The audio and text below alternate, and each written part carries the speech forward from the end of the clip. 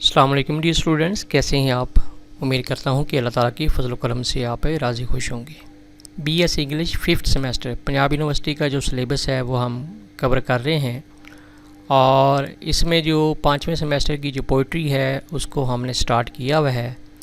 तो आज हम पोएम पढ़ेंगे विलियम वर्ड्सवर्थ की the world is too much with us. तो बेसिकली ये जो पोएम है इसको लिखा गया था, यानी कि विलियम वर्ड्सवर्थ ने कंपोज किया था, कंपोज्ड इन 1802। 1802 में विलियम वर्ड्सवर्थ ने इसको कंपोज किया था और पब्लिश हुई थी, पब्लिश्ड इन 1807। 1807 में ये पब्लिश हुई थी। तो विलियम वर्ड्सवर्थ जो है उसके बारे में ये कहा जाता है कि वो पोइट ऑफ नेचर है। पोइट ऑफ नेचर यानी वो फितरत के बारे में जो है वो लब कुशाई करता है। उसकी ज़्यादातर जो पोइट्री है वो फोकस्ड है नेचर के ऊपर। तो इस नज़म के अंदर भी जैसे कि इसका टाइटल जो है वो बता रहा है the world is too much with us, कि ये जो दुनिया के अंदर एक मटीरियलिस्टिक प्रोग्रेस हो रही है, इसने हमारे साथ बड़ी ज़्यादती की है, यानी इसने कुछ अच्छा नहीं किया है। The world is too much with us, यानी कि ये दुनिया ने हमसे फितरत की जो शनासाई है वो छीन ली है। The world is too much with us. तो विलियम वर्ड्सवर्थ का ये मानना है कि नेचर जो है वो बेसिक सोर्स ऑफ कंफर्ट है और नेचर जो है वो हमें गॉड के करीब तर ले जाती है और जो मटीरियलिज़म है वो हमारा दुश्मन है। ये जो मटीरियलिस्टिक लाइफस्टाइल है इसने हमको नेचर से बहुत दूर कर दिया है और जब एक इंसान फितरत से दूर हो जाता है तो वो खुदा से भी दूर हो जाता है। तो बड़ी ज़बरदस्त किस्म की पोएम है। चलिए इसकी जो ट्रांसलेशन है वो करते हैं।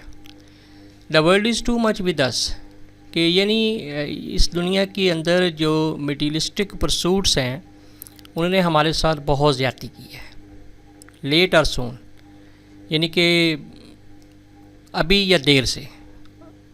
इसका मतलब यही बनता है कि ये जो सोसाइटी के अंदर एक मटीरियलिस्टिक प्रोग्रेस हो रही है ये कमोबेश हर इंसान को अपनी लपेट में ले रही है।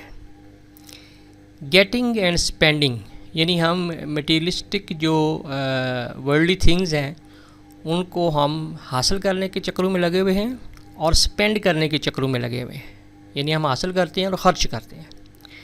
वी ले वेस्ट आर पावर्स, और हमारी जो एनर्जीज़ हैं वो ज़ाया हो रही हैं। मतलब है कि हम फजूल चीज़ों के पीछे जो है वो भाग कर रहे हैं और इससे हमारी जो एनर्जीज़ हैं वो हमारी जो पावर्स हैं वो ज़ाया हो रही है। लिटल, लिटल का मतलब यहाँ पे बन रहा है ना होने के बराबर, ना होने के बराबर। Little we see in nature, यानी हम फितरत को तो देखते नहीं हैं। डैट इज़ आवर्स, ये दुनिया के अंदर जो वर्ल्डली थिंग्स हैं, जो मटीरियलिस्टिक जो थिंग्स हैं, ये हमारी नहीं है। इसके ऊपर हम पोजेशन का इजहार नहीं कर सकते।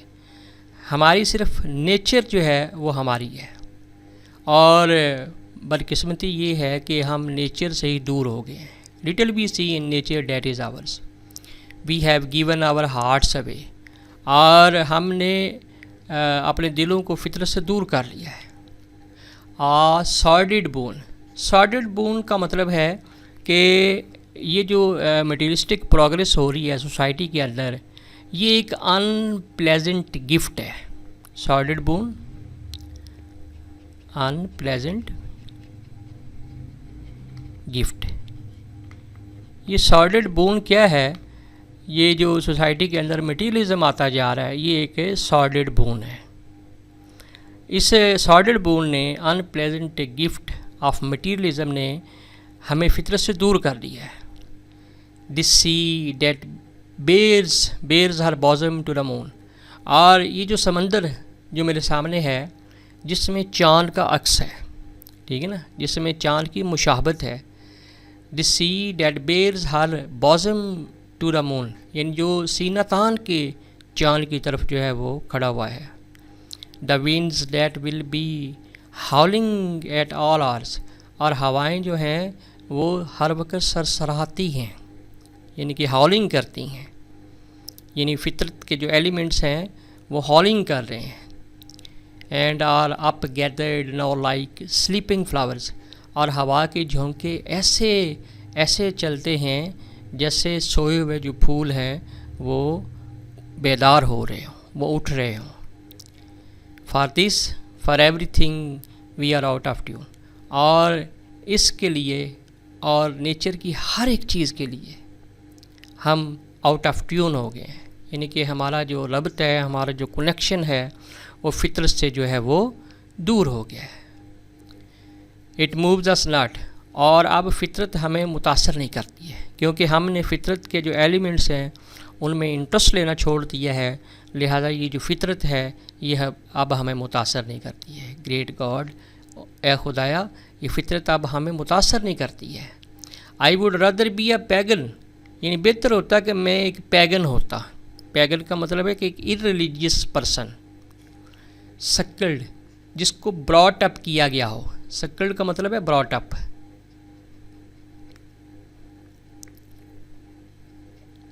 ब्रॉट अप, यानी जिसकी परवरिश की गई है इन अ क्रीड, एक ऐसे मज़हब में, एक ऐसे मसलक में, क्रीड में, आउट वॉर, जो कि आउटडेटेड है। यानी एक तो मैंने मज़हब को छोड़ दी, इररिलीजियस पर्सन बन गया, और फिर एक ऐसे मज़हब में मेरी परवरिश हुई है जो कि आउटडेटेड हो चुका है। मतलब ये है कि मैं फितरत से जो है वो दूर हो गया हूँ। So might I standing on this pleasant lea, so जब मैं इस प्लेजेंट खुशगवार मैडो के अंदर खड़ा होता हूँ, ली का मतलब होता है मैडो, चरागाह जिसको बोलते हैं।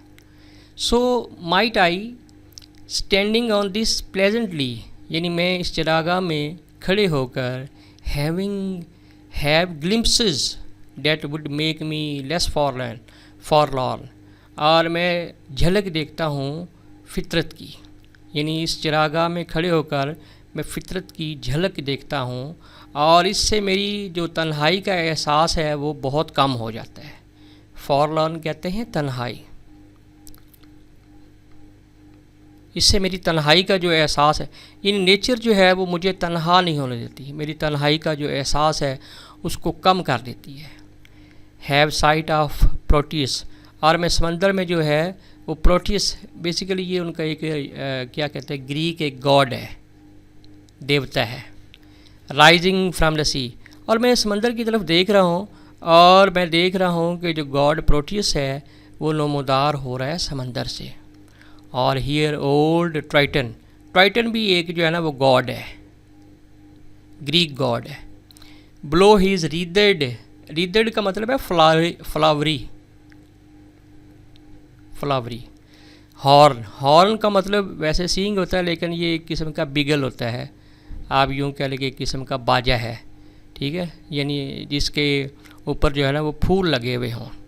यानी जो गॉड ट्राइटन है वो समंदर से नमोदार हो रहा है, और अपना जो फ्लावरी हॉर्न है, जो बिगल है, उसको वो बजा रहा है। तो इस लाइन का मतलब क्या है? इस लाइन का मतलब यही बनता है कि फितरत जो है वो इंसान को गॉड के करीब कर देती है। शाहिर भट्टी को इजाज़त दीजिए, अपना बहुत ख्याल रखिएगा। अल्लाह हाफिज़।